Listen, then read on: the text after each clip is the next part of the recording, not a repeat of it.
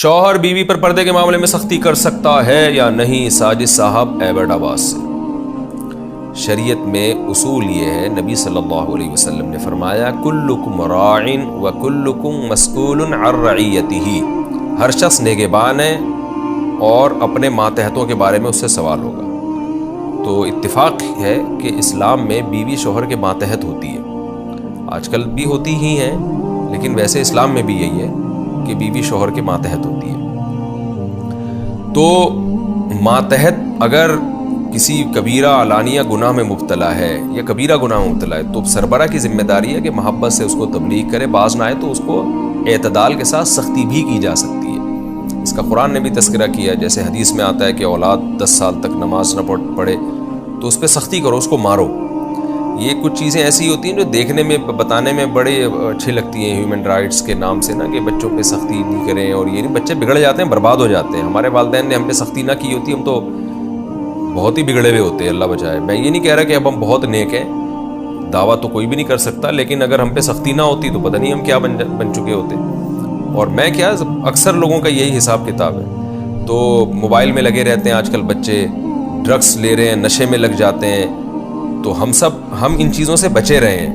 مجھے یاد ہے میں ایک دفعہ موبائل لے کے بیٹھا تھا، موبائل تو نہیں ہوتا تھا اس زمانے میں، ویڈیو گیم ہوتے تھے، تو ویڈیو گیم لے کے بیٹھا، میں سارا دن کھیلتا تھا۔ میرے والد صاحب نے مجھ پہ پہلے محبت سے سمجھایا، پھر سختی کی، انہوں نے مجھ سے چھڑوایا وہ، کہ میں یہ نہیں، اس کا نتیجہ نکلا کہ اللہ نے ہمیں مفید کاموں میں لگا دیا، ورنہ ہم کوئی ویڈیو گیم میں ہی سارا دن بیٹھے رہتے، اور ویڈیو گیم ہی۔ اب میں دیکھتا ہوں بڑی بڑی عمر کے لوگ وہ ویڈیو گیم میں دل بہلا رہے ہیں، حیرانگی ہوتی ہے یار، آپ اپنی عمر دیکھو، ایج دیکھو، اور آپ کیا بچکانہ حرکتوں میں لگے ہوئے ہو۔ تو بچپن کی تربیت بہت اہمیت کی حامل ہے، تو اس میں اگر محبت سے باز نہ آ رہے ہوں بچے تو تھوڑی سختی کرنی پڑے تو سختی بھی کرنی چاہیے۔ تو اسی طرح بیوی کے معاملے میں بھی ہے کہ پردے کے معاملے میں اصولی طور پر تو یہی ہے کہ اگر وہ نہیں پردہ کرتی، پہلے محبت سے بیانات سنائیں علماء کے، جو کام محبت سے ہوتا ہے وہ سختی سے نہیں ہوتا۔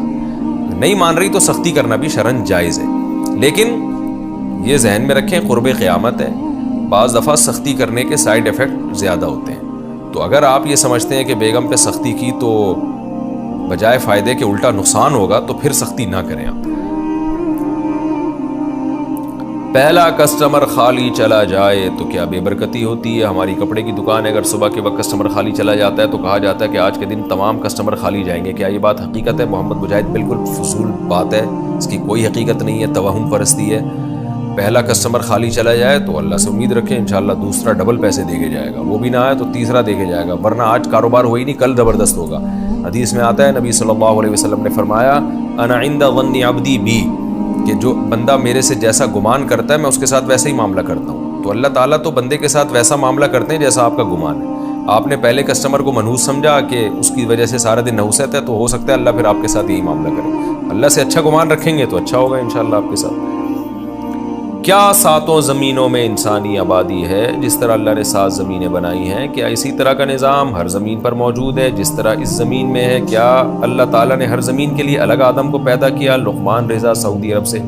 قرآن و سنت کے ظاہر سے یہی پتہ چلتا ہے ہمیں کہ یہی زمین ہے جس میں آبادی ہے، اور ایک ہی آدم دنیا میں آئے ہیں علیہ السلام، اور ہمارے نبی صلی اللہ علیہ وسلم آخری نبی، تو یہ اسی زمین میں ہو رہا ہے۔ باقی جو قرآن نے کہا 7 زمینیں ہیں، تو وہ کس اعتبار سے کہا، یہ تفسیر اس کی ہمیں کوئی واضح نہیں ملتی اس بارے میں۔ تو بہت سی چیزیں ایسی ہیں جن سے پردے بعد میں اٹھیں گے، ہو سکتا ہے سائنسدان کوئی دریافت کر لیں کہ 7 سیارے ایسے ہیں جو زمین کے مشابہ ہیں، یا ہو سکتا ہے دوسرے آسمانوں میں زمینیں ہوں، ابھی تو ایک آسمان ہی کراس نہیں، یعنی اس تک ہی سائنس نہیں پہنچ سکی ہے، تو ہو سکتا ہے وہ 7 ہر آسمان میں ایک زمین ہو جس کا ایک نظام ہو۔ تو یہ ساری چیزیں مبہم ہیں، مجمل ہیں، ہمیں قرآن نے اس بارے میں ڈیٹیل میں نہیں بتایا۔ تو جب تک قرآن نے نہیں بتایا تو یا تو سائنسی ریسرچ سے چیزیں پتہ چلتی ہیں یا قرآن و سنت سے پتہ چلتی ہیں، تو قرآن و سنت اس بارے میں خاموش ہے۔ اب سائنسی کا انتظار کریں کہ ہو سکتا ہے سائنسدان پہلا آسمان دریافت کر لیں اور پھر دوسرا دریافت کر لیں، اور اس میں اسی طرح کا نظام شمسی دریافت ہو جائے، تو ہمیں نہیں پتہ اس بارے میں۔ جو چیز جتنی بتائی گئی ہے اس پر ہم اجمالی ایمان رکھتے ہیں، اس سے زیادہ ڈیٹیل ہمیں معلوم نہیں ہے۔